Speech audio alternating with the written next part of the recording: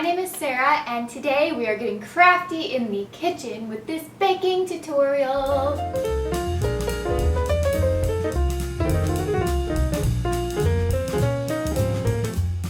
I am going to show you how to make some French macaroons or macarons. Since the 4th of July is coming up soon, I'm going to make mine patriotic, so they're going to be red, white, and blue, but you can do any color you want for different occasions or holidays. Before we get into the ingredients, please remember to give this video a thumbs up and subscribe to my channel if you haven't already. To make this delicious cookie recipe, you'll need all the stuff I have laid out right here. To make it easier for you, I have everything listed in the description box of this video as well, including what you'll need for the buttercream frosting. You can either buy some or make your own, which I'll show you towards the end of this video. For now, I'm showing you all the stuff that you'll need for the cookie part of the tutorial. I have 2 large mixing bowls, a sifter, a cookie sheet lined with parchment paper. I also have a whisk and a spatula to mix with. Over here we have 2 cups of powdered sugar, 1 cup of almond flour, 2 different colors of food coloring. Again, you can use whichever ones you want or just one.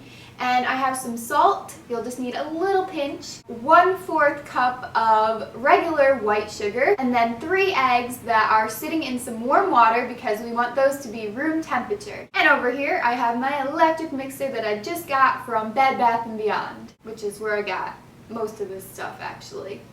I just went to the kitchen to grab a large spoon to just help me get the powdered sugar in there without spilling. Then sift away.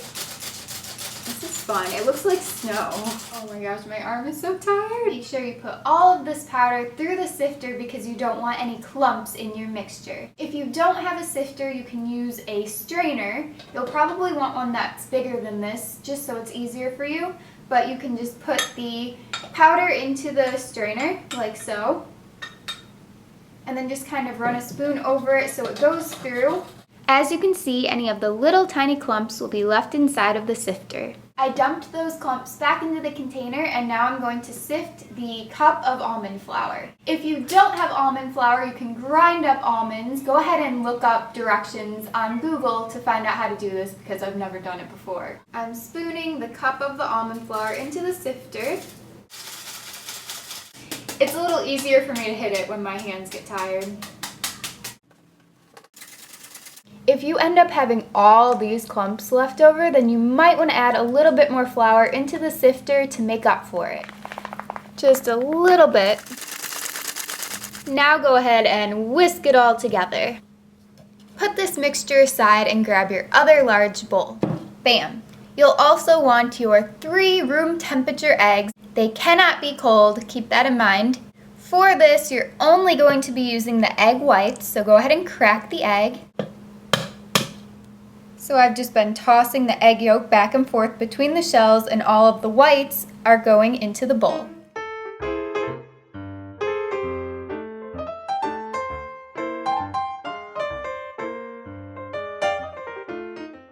And last one. I'm gonna go wash my hands and I'll be right back. Now I'm going to take my electric mixer and I'm going to beat the eggs for 4 minutes. I'm going to use my phone timer. Ready, set, go.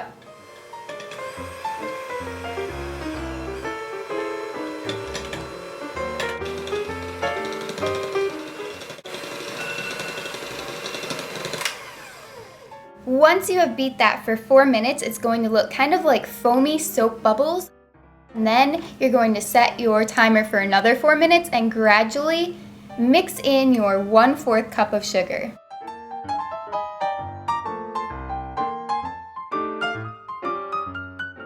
I actually ended up beating this for about 12 minutes instead of 8 to make it really fluff up and be smooth. This is my first time making these cookies, so a tip from experience already I have is to start off by mixing slow, and then once you're adding the sugar in, go ahead and increase your speed to a higher setting. Ooh, it looks like marshmallow cream kind of. Now add a little bit of salt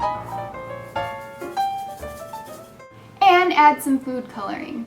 Since I'm making 2 colors, I could have just halved my recipe, but I wanted to show you the full recipe in this tutorial. So I'm probably going to end up making another batch off camera. I'm going to make these red and the other batch blue. When you're adding food coloring, make it a little bit darker than you want them to actually turn out because the color will fade a little through baking.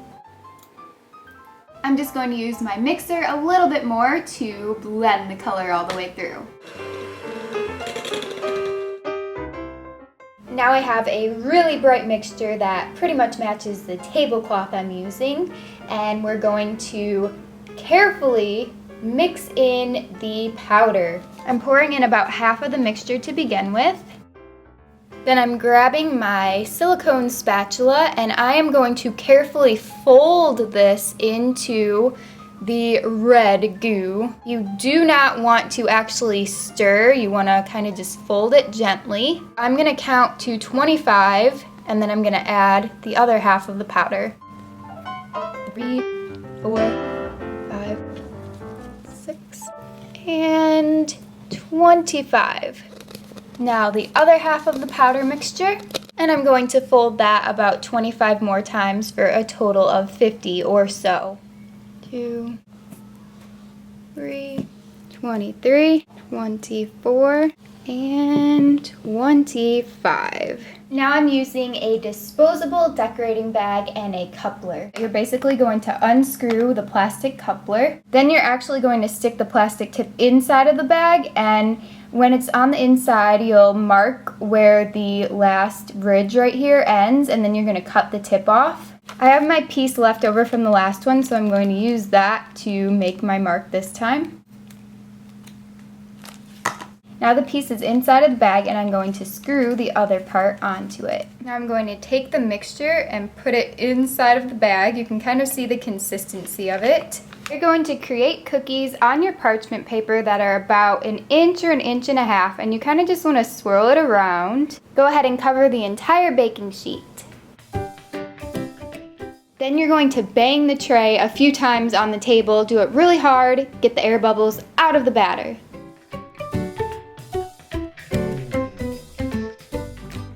And then you are going to let these sit for 30 minutes before you bake. In this time, if you're making your own homemade buttercream frosting, you can go ahead and do that. And also about halfway through, you can start preheating your oven. My first attempt at the frosting bag was a pretty messy one. This time I placed the bag in a tall cup and then I folded over the top of it a couple times. Then I don't really have any batter left, but you just basically spoon it in like this and try not to get it on the sides of the bag. Now unfold it and then you're going to secure the top with a rubber band. Now I'm going to let these sit for 30 minutes. And these ones over here are actually going to go in the oven in about 1 minute. It's been preheating. You can tell that they have a little bit of a hard shell, especially from the one that I accidentally put a little fingerprint in on the front there. You're going to want to be very, very careful when you're baking these. Pay attention to them and just watch your oven. Just stare them down because they are so easy to burn. I completely burned my first batch. All these cookie pieces got ruined, and I baked them for a lot less than the recipe called for. I actually baked them for 14 minutes at 300 degrees, but they still burned really badly. So then luckily I had some red batter left over, and I have written on the plate how long I cooked them for. Keep in mind you're going to bake on the top rack of your oven. I baked these for 6 or 7 minutes, and then these for 10 minutes. Yesterday I made the blue cookie pieces, which is why I'm in a different outfit now. I actually baked these for a minute less than I baked the red ones. I baked these for 9 minutes, but they still got a little bit of brown, and they got a little crispy brownness to them, so yeah. And these really bright blue ones I baked for 6 minutes. I saved some of the broken ones just so I can show you what the inside looks like. Once you have all of your cookie pieces, it is time to make the filling, or you can use store-bought frosting, jelly, jam, peanut butter, anything you really want. If you want to stick to scratch, then here's how I made my buttercream frosting.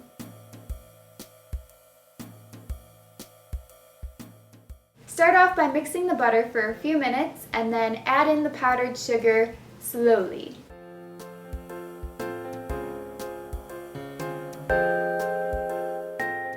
After After that, use a little bit of flavor if you want to. Spoon it into the frosting bag, and then it's time to fill. A little bit goes a long way, so you can see that I'm not putting it by the edges, I'm just putting a little bit in the middle, and then I'm going to place the top cookie on, and bam, it's a sandwich cookie French macaron. I still have a lot more cookies to fill, but I hope you enjoyed this tutorial for a yummy French macaron. If you end up making your own, then please use hashtag SoCraftastic on Instagram to show me.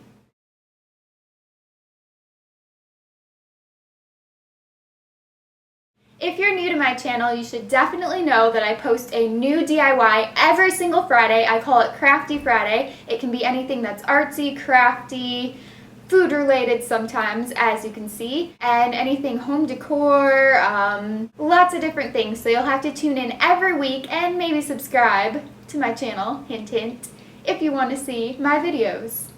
Last week on Crafty Friday, I showed you all how to do tie-dye. I did tie-dye beach bags, but I told everyone to tie-dye whatever they wanted, so I got some tie-dye shirts and bags that you guys can see in pictures here. They were sent to me via Instagram, my Facebook fan page, and Twitter.